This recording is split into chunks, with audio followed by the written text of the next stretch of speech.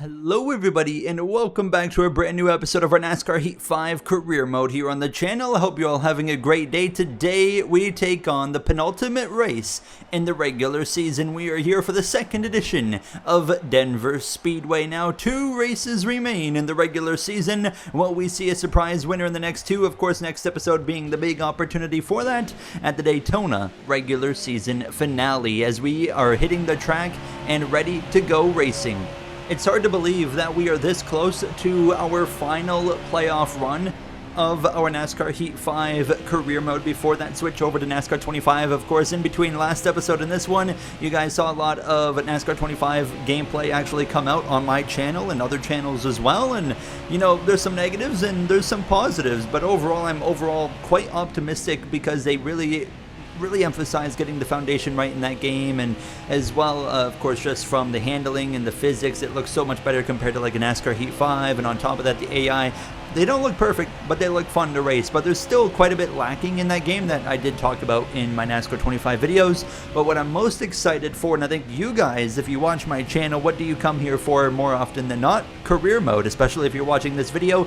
That's where they went all in on NASCAR 25, was the career mode. So that's why I'm super excited for this game and to get my hands on it soon enough and bring career mode content to you guys. I think we are going to hit a new era and really level up this channel with the NASCAR 25 career mode, just from what I've seen, and I can't really tell you guys anything about it yet, but I'm very excited. Nonetheless, we focus in on this career mode in NASCAR Heat 5 qualifying here from Denver Speedway with a goal of a 40.123. We got the next level racing colors on the car as usual. You guys know the drill. Use my code GOIN25 for 5% discount with the link in the description to get 5% off on next level racing products if you are in the USA, as we come through 3 off of turn 4 down the front straightaway. Are we going to beat that goal of a 40.1? I think we could, but it's going to be close. Nonetheless, 38, 39, we beat it there by a few tenths of a second. A 39.863 puts us P18.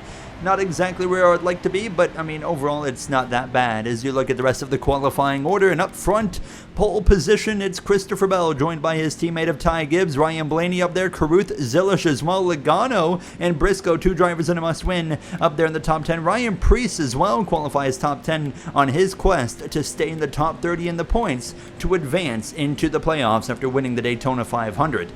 As for us, I mean, we're just looking to get another win before the playoffs start, of course. 4 wins, currently looking for 5. As you see, we had some Truck Series action as well as Amazon Prime action this weekend to go alongside the Cup race here from Denver. As Brendan Quinn in Trucks, and on Amazon Prime side of things, it was Sage Karam actually picking up the win. They were actually road course racing in Canada. So, of course, we're coming off of a win in Canada of our own, which was absolutely awesome. And it brings the momentum right here into Denver Speedway, as we have been close to winning at this track already as well. We have definitely got I feel like a good chance to maybe spice things up, but it all comes down to how good everybody else is at the end of the day. As of right now, with Ryan Preece being in the top 30 in the standings, Corey Heim is at risk of missing the playoffs. Ross Chastain as well.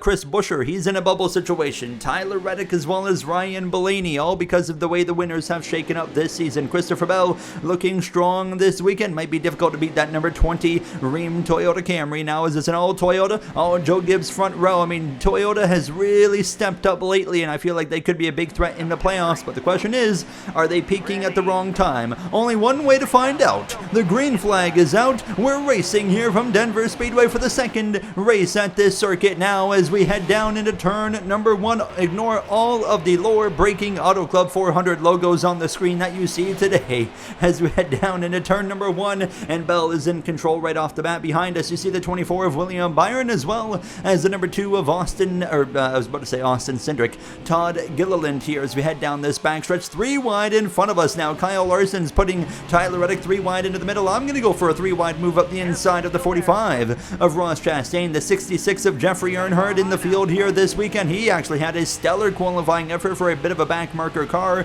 but very quickly he's falling down the order. We're 3 wide again. Look at the speed of the Napa 9 of Chase Elliott. Of course, we know now in his final bits of racing with Hendrick Motorsports before he moves over to his own team in 2029, and of course starts that Chase Elliott, of course, racing team with the 2-car program that they're going to have. We know he's going to be driving the number 9 for his own team, but we don't know yet still who's going to be joining him, but it's going to be interesting to find out. We as well do know, of course, that replacing him is Corey Day in that, of course, 25 Hendrick Motorsports Cadillac for the 2029 season.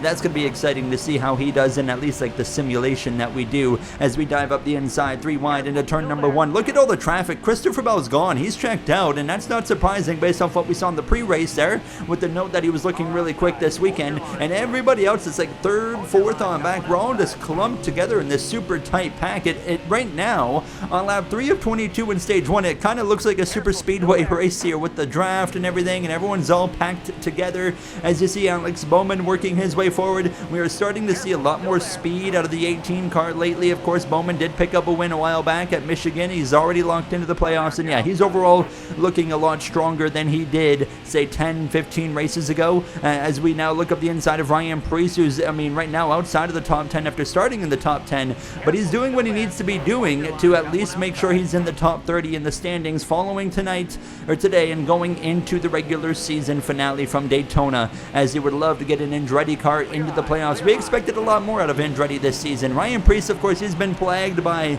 moments of failure, tire failures, engine failures, you name it. He has experienced it on numerous occasions. I mean, I feel like he's had a tire or engine issue in half of the races this season. That might even be an understatement at 50%. So it's been crazy. I mean, we hope to see him bounce back now, as he has shown some speed at times, as well as I got a little bit too aggressive on the back of the 18. Here comes Chris Buescher up my inside. You see that purple and white Toyota in front of us? That's the 23 driver of Ryan Blaney. Going in the wrong direction early on is Christopher Bell. Continues to command this field with a pretty lengthy lead, about a second or more over second position, which I believe that's Carson Hocevar actually, who's gotten up there in the mix.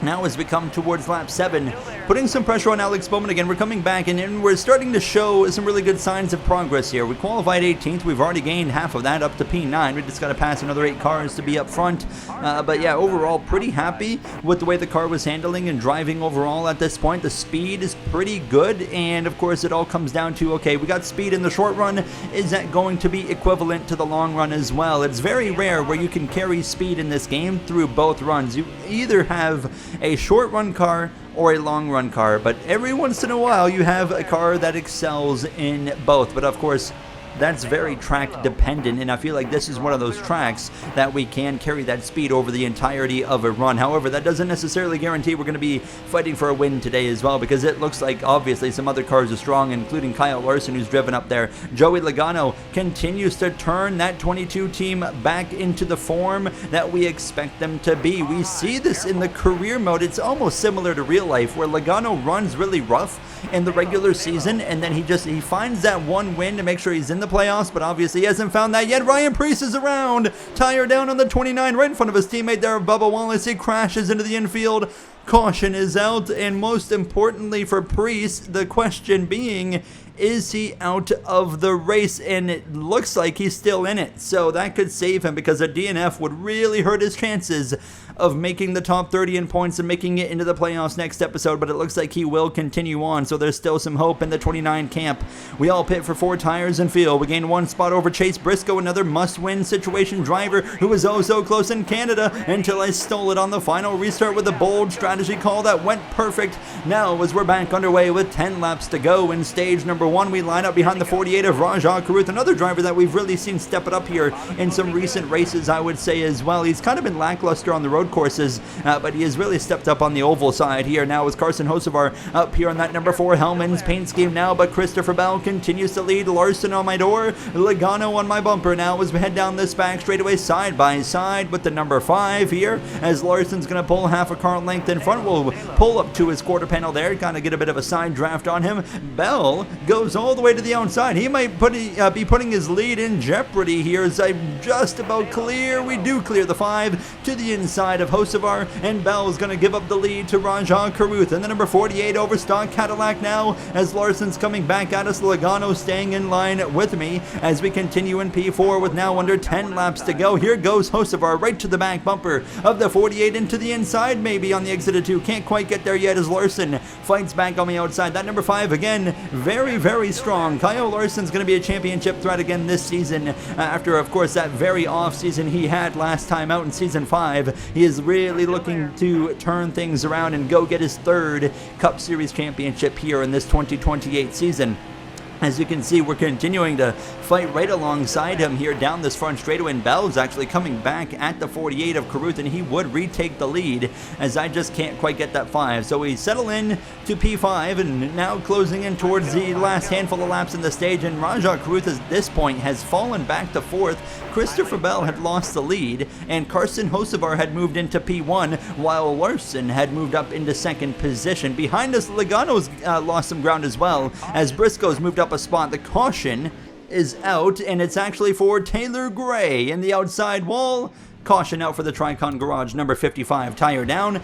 We all stay out. It's going to be a short shoot to the end of stage number 1. We're lining up behind the 48 of Caruth. Bell on his outside. Hocevar, Larson front row. Green flag is out. It's going to be 2 laps of racing here to determine your stage 1 winner. All important playoff points on the line, especially this late in the regular season, but as well stage points more important than they've ever been to increase your finish in the regular season standings, which equates to more playoff points as well. We take the 48 off guard of Caruth. We're 3 wide with him and Larson for 2nd position as we exit turn 2, helping my teammate of Hocevar kind of get away as we head down this back straightaway. We're actually 3 by 3 down the backstretch. It looks like Talladega out here. 3 by 3 by 3 into turn number 3. Everyone getting aggressive. The elbows out as Hocevar covers us off, and we're still 3 wide through the center of 3 off of turn 4. Who's going to lift out of this one? Who's going to get the draft that pulls them in front? And it's not going to be me. Hocevar pulling that 48 of Caruth to the white flag in stage 1. We have to settle in behind this 48. We could very well have an opportunity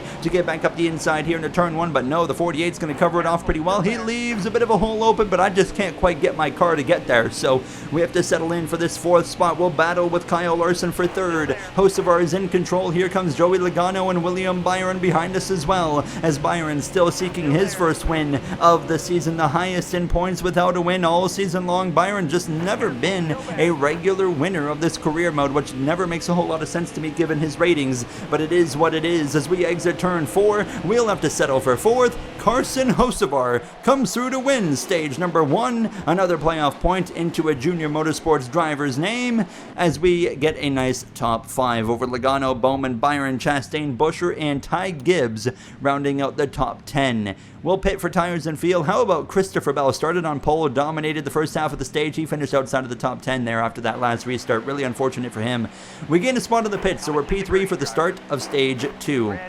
Rajah Caruth is going to lead us back to the green flag. He gained, of course, the lead on the pit stop cycle as well over Carson Hocevar, and now we kick off 19 laps of racing, 3 less than we had in that first and opening stage. Now do we take it 3 wide into turn number 1. We're right to the back of the 48, as now we'll stay in line behind him. Joey Logano just behind myself. That 22 kind of, he's just scarily here today, and I say scarily because he has to win to get into the playoffs, and I don't want him to do that because I would rather see someone that's in the top 16 make the playoffs, but he is certainly making himself known here today in Denver. Now as Hocevar goes all the way to the outside, we'll just kind of wrap that white paint there on the bottom now as we roll up to the outside. Right now on the door of the number 4, here comes Logano. Joey Logano is going to take a 3 up by inside. Hocevar clears us as we complete lap 1 of stage 2, and that 22 is looking to the inside into turn 1 in an attempt to pass me in the Verizon white, red, and yellow colors on that Penske Ford Dark Horse Mustang.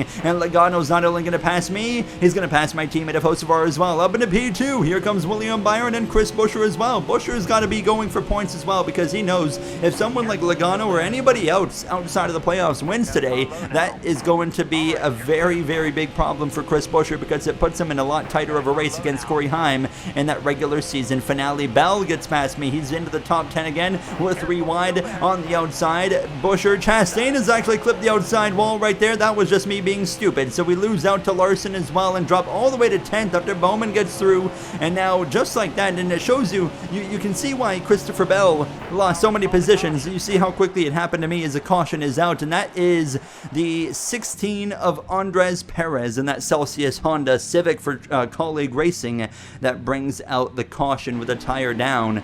We'll get ready to go back racing. Now P10, obviously not exactly where we want to be, as we are on the outside of that number 5, but we saw how quickly we went back. We saw how quickly the 20 went forward, so that certainly increases my optimism here for how quickly we can get through traffic and get ourselves back into the mix. And this is kind of, it's not a super speedway race, but it feels like, especially on restarts, there's some elements to a super speedway here today from Denver, and you really just need to be on kind of that locked-in mode of going forward, choosing the right lane to be in, which seems to be more often than not the inside line, as you got 3 wide in front of us between Hocevar, Buescher, and Bowman as well. Into turn number 3, we'll dive to this middle lane. Bell going backwards again. I have to lift. We give him a bit of a shot to the back bumper there, trying to boost him forward, but he goes sideways. Elliott gets clear of me. Here comes Bubba Wallace as well to my left rear. Now we'll stay ahead of him with the drafting help from the 20, and now we'll be alongside Hocevar to the back of Elliott. He's lost some momentum. We swing to the inside into turn number 1. Say thank you very much. William Byron going to the lead against his teammate of Rajah Caruth in the number 48. So Byron, could today be the day where he picks up win number 1? He's already locked into the playoffs. He has nothing to worry about even without a win. He has had a very strong season in terms of points, so he's got no concerns going into Daytona next episode. Now, as all up there in the mix, you got Larson, Chastain, Caruth still, Buescher as well.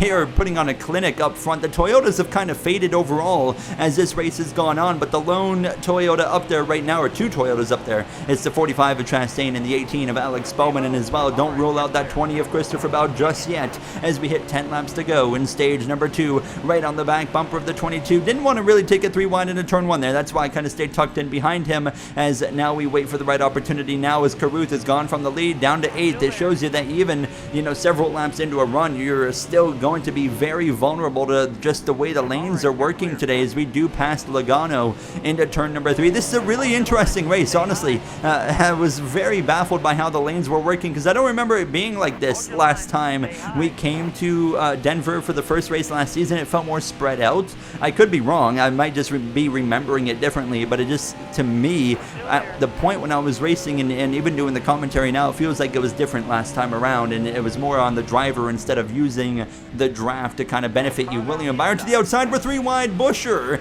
gets into my door. Larson made it 3 wide up the inside. I don't think he was ready, and I can tell you I sure wasn't. Up the track we went down to P7 and down to P8 because Hocevar comes through, and down to 9th because Caruth as well gets through. So just like that, we're back down to the bottom part of the top 10. Christopher Bell, he's to my inside here as we head down into turn number 3. This will drop us to the 10th position. It's just crazy how quick everything shuffles around in a matter of moments here, as it almost feels like the battle for the win is going to come down to timing, of course, just being in the right lane at the right time, and hope that you're going to be on the benefit side of that. Now as we go back 3 wide here, now crash in the back, that's Zane Smith. We got the Ryan Preece, Zane Smith trifecta here today. Perfect. Yeah, I mean, you couldn't script it any better. They always seem to go out together, but Zane Smith unfortunately is done for the day, while Ryan Preece did get to continue on. We all pit for 4 tires and feel we gain 2 spots. Puts us back into the top 5 as we retake the green flag here, and it's only going to be just a few laps of racing left in stage 2. 4 laps to go in the second stage. Zane Smith obviously going to have to win to get in the playoffs, but I don't even think he's in the top 30 in the points because of how horrible his luck has been all season long, so I don't really think it matters for that number 12. He's definitely not going to be a playoff threat even if he wins. So now here we go down this back straightaway. Caruth looking in the middle. There's William Byron, Chris Buescher both coming back on the left and right side of that 48 now as we get up to the back of the number 5 of Kyle Larson, who's going to try and take the lead. Bowman jumps up to the top. What are you doing there, bud? There goes the 5. Kyle Larson back to the lead and clear. Chastain trying to come through as well. He has to win at this point to make it into the playoffs. playoffs. If the 29 falls out of the top 30, then Chastain jumps back into the final playoff spot. So he is not safe whatsoever. He is relying simply on Ryan Preece not making the top 30 in the points after these next two races. So obviously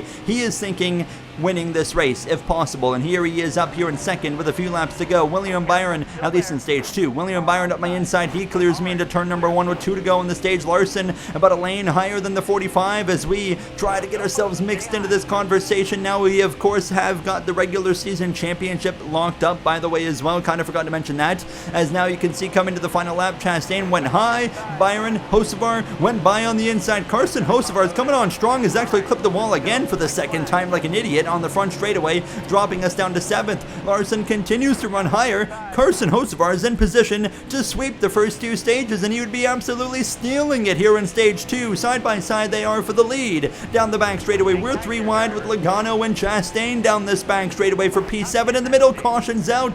Hocevar wins it. Hocevar was in front of the 5. Oh no, he wasn't. No, the 5 got him. Kyle Larson does get the stage win. I thought Hocevar had him, but no, Kyle Larson wins stage 2 with that caution. I couldn't find the reason. We had another phantom caution. I literally watched the entire field come through right here, and I didn't see any smoke or anything, so I have no clue where the caution came from. But stage 3, everyone pits for 4 tires and fuel, and this team gains me 2 positions again. This pit crew has been on it all race long, and that's going to be crucial a little bit later on when we make our final pit stop of the day. Kyle Larson takes stage 2, Hocevar took stage 1. Now they lead the field to green for stage number 3. Into towards now lap 47, that leaves us of course 24 laps of racing to go. And honestly, although the 5 and the 4, they might have won the first 2 stages, I don't think they're the favorites. I think I have just as much of a shot as they do. William Byron, Chastain, Bell, Bowman as well, maybe even Joey Logano. I feel like we all could win this race. Everyone is capable of doing it today. Larson's jumped all the way up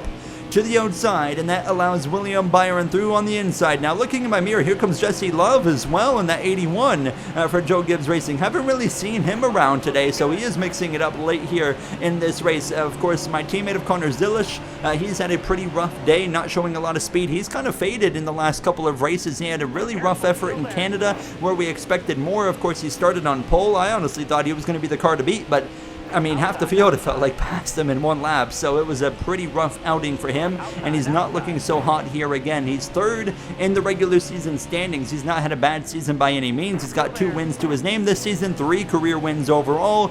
He is going to be a still playoff threat, I think, now as well. And when we mention those names, that's why I really emphasize trying to get playoff points, winning the regular season, winning as many stages as possible or races. Kyle Larson with that stage win, I believe that was his 9th stage win of the season. I mean, he has had more stage wins than anybody else now as we head down this front straightaway, 3 wide in the middle. Bell to my outside, 21 laps to go, and we're still engulfed in this battle. How about that Sam Sarah number 81 of Jesse Love? Working his way up the inside, just about clear, still right there at his right rear, but as we exit the corner, there he goes, he's clear and free to move on up into P6 as we continue to fight with Christopher Bell behind us, as he as well Chase Briscoe, probably not the biggest fan of me after we stole the win from him in Canada, but I mean, we were the car to beat to begin with, but of course I got the speeding penalty and we had to rely on a caution to save us. Thank goodness we got that caution, because without that caution we do not win that race with the speeding penalty that we got. So that caution obviously saved us, and we took a bit of a swing at it in the strategy, and it worked out pretty well. Now today I think we've got just as much of a shot to win this race. We just got to play our cards right here now, and as we head down this back straightaway into turn 3, actually to the inside of the 24, didn't want to run into the back of him like I did, but fortunately no, he does get sideways. I thought he was going to be okay. He slides. He saves it. He's going to lose 1 spot out of it. I mean, not exactly what I wanted to do right there, as Alex Bowman now leads over Kyle Larson with under 20 laps to go here from Denver Speedway as we continue to mount the pressure on the back of the 4. My teammate of Carson Hocevar, Chastain in 3rd. Larson now to the lead over Alex Bowman. Those 2 are going to engage in battle. Chase Briscoe has run me down. He is actually within a car length or 2. Logano not far behind as well. Now, do you think Briscoe or Logano, those guys that haven't won but clearly have top 6, top 7 cars today, they might try something different on the strategy to see if they can put themselves in a position to win? They might be a driver that goes long if we get to the green flag pit stop cycle, which is not far away. Briscoe passes me for P4. He continues to shine here now. He passes Chastain into turn 1. Alex Bowman as well is back out in front of the number 5 of Kyle Larson. They are running away as we follow this 98 Mahindra Tractors Ford Mustang to the inside of the 45 Busch Light Toyota Camry for 2311 Racing's Ross Chastain. And now on lap 56 into turn 1 is when we finally pass that 45 and we can really start to focus back in on the 98 of Chase Briscoe, who was trying to run away,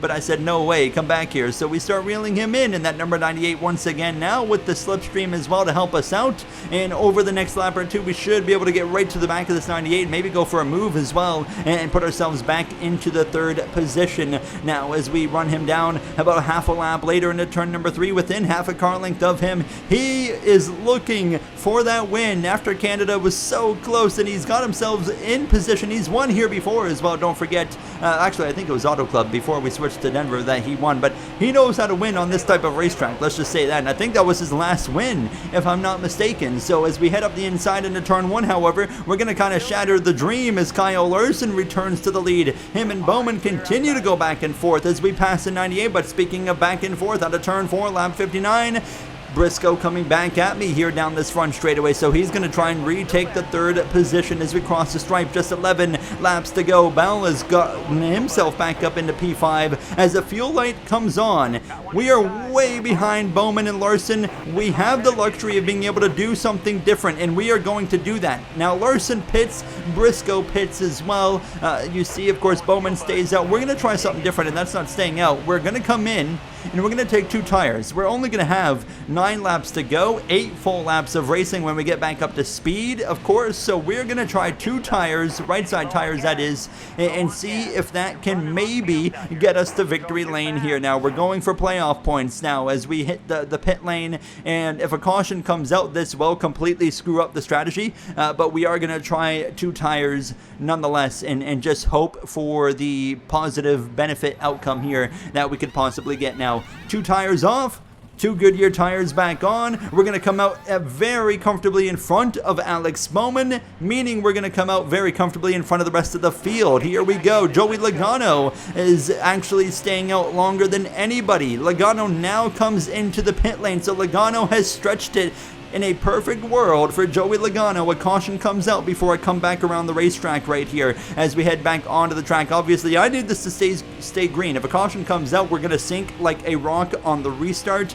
Who knows how many laps it'll be left to go, but as we exit turn 4, we're about to take the lead. So Logano's dream right here. Well, it's back on. The caution just came out. Okay. Wow, and it's William Byron in the 24 that appears to have brought out the caution. Logano, Sanchez, Cindric in the part-time 21 have all hit the pit lane later than anybody, get the perfect caution. They'll be able to start from the front with 4 fresh Goodyear tires. There's a chance Logano could win his way into the playoffs as you see the accident there for the 24. Pretty heavy contact on the front end on the outside wall. Day over for the 24, I reckon. We're about to go green from P4. Logano, I mean, he's still going to have to hold off faster cars of Bowman, Larson, Bell, those guys that should be able to get through Sanchez as well as a 21 pretty quick. But we're back underway, and it's 5 laps to go. Penske's Logano has some help from a Penske-built car as well. The Wood Brothers 21. Nick Sanchez up here as well trying to steal a win. He's been a no-show all race long. How long can we hold on right-side tires? This is obviously not going to be something that works out for us. Now, in reality, maybe I should have just pitted to get the 4 tires on that caution once I knew we were screwed. And then you can see how quickly we're in trouble already. Here comes Larson. Here comes Bowman. Bowman's passing the 21 already. He's only going to have 1 car between him and Logano. Coming to 4 to go. Logano runs all the way to the outside, and I am in struggle town. I have got nothing. I am getting absolutely demolished as we've already dropped down to P16, P17. Through goes Reddick as well as we now try to just hang on to about 17th or so. I think we can hang on to a top 20. I really do, even though we just lost 15 spots just about in a matter of a couple of corners. But now we can settle into the draft as well. Sanchez is covering the bottom up there while Logano's running the outside. It's down to Bowman and Larson to try and get through Sanchez and go after Joey Logano as we're to the inside of Cindric. But as we come to 3 laps to go, Logano's still controlling controlling this race. He is doing far better than I expected him to. As we hit lap 68, here comes Zillers to my back bumper. He's had a rough day. Corey Himes having a rough day as well. That's going to hurt his playoff chances. And Nick Sanchez is dropping down the order now. And you got the guys of Bowman and Larson and Chastain all up there in the conversation as Zillers passes me. But Logano, who's ripping the top, is still hanging on as we come to 2 to go, and every passing lap there is a much more real chance of Logano winning his way into the playoffs in shock fashion here. Logano still leads coming to the last 2 laps here from Denver Speedway. 2 laps to go, lap 69. Nice, we are still hanging on, and Sanchez is no longer holding up some of these front runners, but it doesn't matter. Logano's still hanging on as we exit turn 2. Down to 21st we go, and Eckes and Heim and Wallace all go through into the top 20 as we have a lap and a half to go. Will we stay green? Will we see a caution into turn number 3? Logano continues to rip the top, and he's pulled away. He's got a gap, a multi-car length gap on the field as we exit turn 4. The white flag is waving. Logano might actually do this. Oh my goodness. We were talking about it earlier, how he always seems to run rough and then find a way to victory lane, get himself into the playoffs. It's 2028 in this timeline. Even year Logano, is it on? It very well might be on this final lap. He is not the fastest car today, but on this final restart, no one's been able to pressure him as we head down this back straightaway for the final time. And it's all Joey Logano. Can he hang on for one more series of corners into 3 and 4 for the final time? And this time he covers off the bottom. Nobody has anything for him off of turn 4. We're fighting for P19 with Wallace. It won't happen. Joey Logano wins his way into the playoffs over Buescher, Larson, and Bowman. They had nothing for him on the final restart. Can you believe it? Joey Logano is back and he's in the playoffs. Unbelievable, and I believe that puts Corey Heim out of the playoffs following the penultimate round, and he's going to go into the Daytona regular season finale having to race against Chris Buescher, who just finished second. Oh boy, I cannot believe that just happened. I really cannot believe that. And we're going to take a look, of course, at the playoffs, and there you see it. Heim is out by 23 points going into the finale. That is heartbreaking. Priest is still in the top 30, of course, and Joey Logano is now in the playoffs. Ryan Blaney, he is pretty well locked in. Buescher is in pretty comfortable position. Actually, Byron's falling into a danger zone. It's going to come down between Heim and Reddick, as Priest has got just over 20 points to 31st of Eric Jones. He is still not safe by any means going into the Daytona regular season finale to stay in the top 30. What a race, what a playoff shakeup, and we could very well see it again next episode in Daytona. Thank you guys for watching. Have a great day.